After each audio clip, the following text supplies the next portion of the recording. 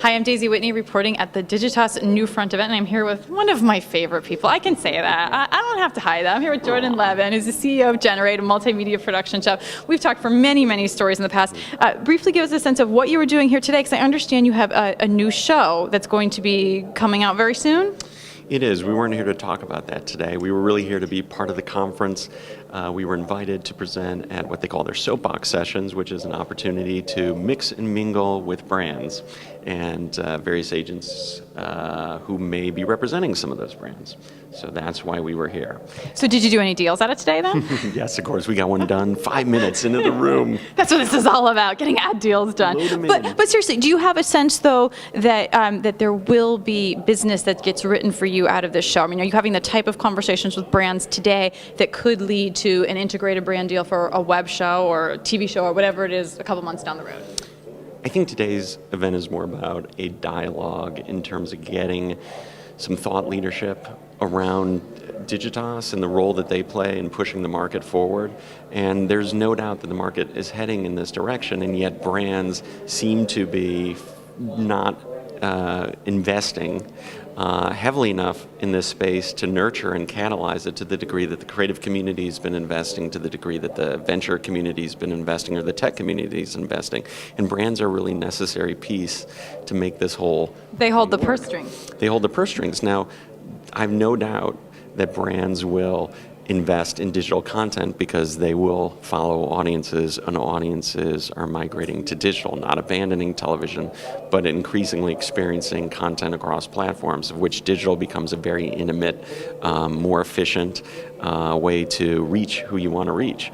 But at the same time, the question really will start to unfold as who is it that they're having that conversation and dialogue with? Are they having that dialogue with the talent and the content creators? Are they dialoguing through more of the traditional middlemen in the form of studios and distributors? It's up to them which role they want to play. But there's a lot of independent producers here today who offer them the opportunity to have that dialogue with talent. And the question becomes, a year from now, 2 years from now, will that number be as great? If they don't act, I don't think it will, because certainly the number this year is smaller than it was last year. So is progress being made, though? I mean, we've talked about this in the past. Is your frustration about brands not getting on board as much as others are? Is that just sort of an economic reality, that they're not interested in spending as much money as you want them to spend? I think no one's asking them to put a lot of money at risk. I think the question is, can they activate some money now? Not be talking about fourth quarter 2010. I don't know pure play digital companies that are in the production business. That's going to be a struggle to wait until 2010. These aren't big budgets that are being requested, but I think there has to be some key learnings that form. Brands were critical in the development of entertainment in other mediums, television, radio. Brands should have a seat at the table where they're a primary stakeholder and primary voice in how this new medium emerges, along with creators, along with distributors. And to the degree that there's a dialogue, there certainly is one. To the degree that there's action in the form of actual spending on original entertainment or original content rather than extensions of content that exist primarily in traditional media, that, I think, is not happening to the degree that it probably should. Okay, so we know that digital studios are struggling, and I know that you're not a pure digital studio. You have interest in TV, film, publishing, and so on, as well as talent management. We've seen 60 Frames go under. We've seen Mania TV go under. What are sort of your 2 or 3 tips of what you need to do to survive for the Revision 3s, the next new networks, and and obviously Generate, because you're clearly playing in digital as well?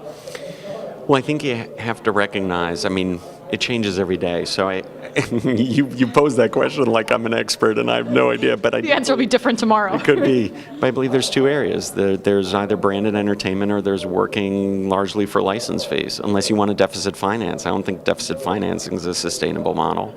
So then you get into needing to work with brands, which probably is going to be more effective if you're working backwards from what do brands want, what are their marketing objectives, and how do you create content around that. That's a long process of engaging in that conversation and then learning and trying to ideate and execute against that.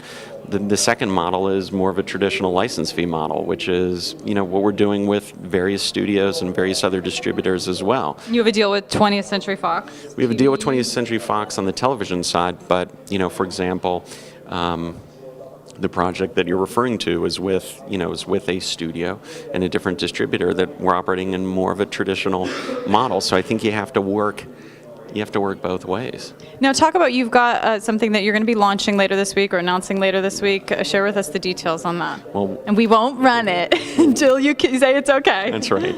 Shran Magnuson would kill me over at Warner. And me too. Don't worry about that. So Warner Brothers. We'll be editing this. Warner Brothers is announcing it. But it's a really ambitious series I'm very excited about. And we're producing a series called The Lake. And it is going to be distributed on the WB.com. So it's a bit of a homecoming for me. And it's directed by Jason Priestley and features a cast of about 14, both adults and teens. And it is. What's the show about? The show's about three families whose homes share a cove on a lake where they vacation every summer, and it's about the whole heightened emotions and heightened sensibility that comes along with summer. The ability to redefine yourself and live out what you strive for during those 9 months when you're working. So it's, now, do we have a launch date and any advertisers attached? We do have an advertiser attached, which I can't speak to, but we're performing various extensions of this series with a larger metaverse that'll leverage some social media tools and applications. And at the same time, we're doing some product integration as well as some sponsorship. And I'm waiting for a definitive date, but it should be sometime in August, and we'll probably be releasing multiple episodes in a week. And the episodes are longer than the standard digital series. We're talking about more 7 to 10 minute episodes, and we're trying to engage people more with character and a sense of place and emotion rather than, very outrageous story turns and plot twists. So it's our hope that if people are watching longer series online because they care about the characters, that they'll care about these characters. It's written by two wonderful young writers named Marcy Ulin and Meredith Lavender, and they've just done a wonderful job creating a voice for a show that feels authentic. And it's our hope that this is the start of property that could continue to be developed further, both online and maybe even on another platform at some No, that's point. what I was going to ask you. Since the episodes are a little bit longer, is this something that could be groomed and make the jump to TV?